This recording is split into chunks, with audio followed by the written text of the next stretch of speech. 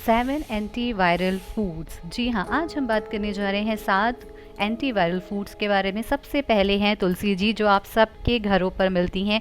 हिंदू धर्म में तुलसी जी 5 प्रकार की होती हैं: श्याम तुलसी, राम तुलसी, विष्णु तुलसी, वन तुलसी और नींबू तुलसी।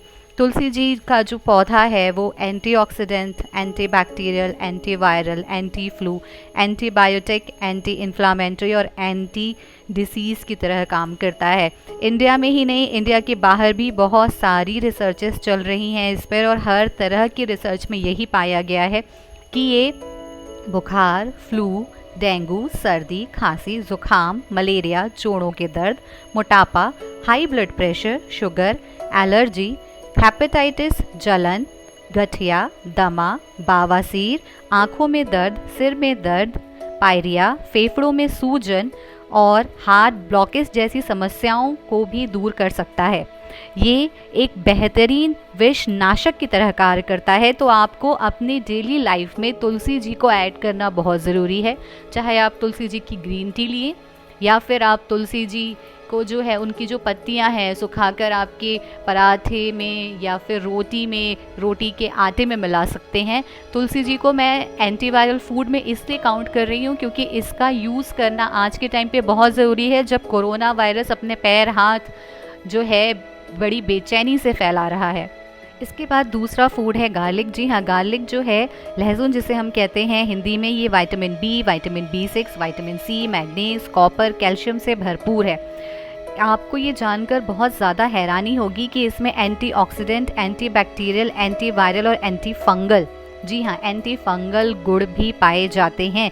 कच्चा लहसुन जो है उसमें बहुत सारे पोषक तत्व हैं जो कि जब हम उसको कुक कर लेते हैं काफ़ी कम हो जाते हैं। तो ये आप ध्यान रखें कि अगर आप कच्चा लहसुन लेते हैं तो उससे आपको ये सारी हेल्थ बेनिफिट्स मिल सकते हैं। इसके बाद है जिंजर। जी हाँ, अदरक। अदरक जो है वो vitamin A, vitamin C, vitamin E और बी कॉम्प्लेक्स से भरपूर है। इसमें phosphorus, silicon, sodium, zinc, beta carotene जैसे मिनरल्स पाए जाते हैं जो आपके शरीर की रोग प्रतिरोधक क्षमता को बढ़ाता है, जो आपके शरीर की इम्यूनिटी को बढ़ाता है। इंडिया ही नहीं, इंडिया के बाहर भी टर्मरिक की बहुत ज़्यादा डिमांड है। जी हाँ, जो चौथा फूड है वो है हमारा हल्दी, जिसकी अब डिमांड विदेशों में भी बढ़ गई है। ये एंटीवायरल, एंटी इन्फ्लामेटरी और एंटीबायोटिक की तरह काम करता है। एंटीसेप्टिक है, एंटीऑक्सीडेंट है, एंटी इन्फ्लामेटरी मतलब ये सूजन को कम करता है। 1 से 2 ग्राम की हल्दी जो है आप गर्म दूध में मिला कर ले सकते हैं, जिससे आपको खांसी, जुकाम और चोट के दर्द में आराम लगता है। 5वां फूड है सिन्नामन। जी हाँ, दालचीनी। न्यूयॉर्क के एक अध्ययन में ये पाया गया है कि ये वायरल संक्रमण से लड़ने में शरीर की रक्षा करता है और इम्यूनिटी को बूस्ट अप करता है। आपको करना सिर्फ ये है कि आपको 1 इंच दालचीनी को रात को पानी में भिगो देना है और सुबह उस पानी को पी लेना है। इसके अलावा आप 1 चुटकी दालचीनी आपकी चाय में भी डाल सकते हैं, सब्जियों में, मसालों की तरह। तो इसका यूज़ हमारे इंडिया में, हमारे भारत में सदियों से किया जा रहा है। इससे बहुत अच्छी खुशबू आती है खाने में। National centre for biotechnology information में एक रिसर्च पेपर पब्लिश हुआ था पिछले साल 2019 में, जिसमें ये पाया गया था कि मुलेठी जो है वो एंटीवायरल और एंटी इन्फ्लामेटरी जो गुण होते हैं उससे भरपूर होती है। और यही वो कारण है कि पहले के टाइम पे भी जब आपका गला खराब होता था, गले में खराश होती थी, तो आपकी मम्मियाँ कहती थी कि मुलेठी ले लो। तो ये जो मुलेठी है इसको आपको आपकी डाइट में ऐड करना है, चाय में ऐड कीजिए, आपके खाने में एज अ पाउडर डालिए। ये बहुत ज़्यादा बेनिफिशियल है, एंटीवायरल गुणों से भरपूर है।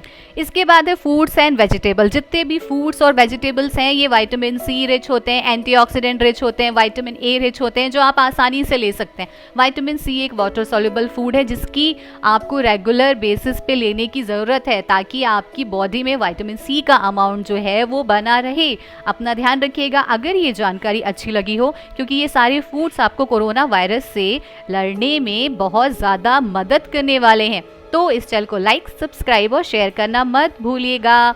Welcome back to my channel. मैं हूँ आपकी अपनी Lakshmi Yadav dietitian. Take care everyone, bye bye.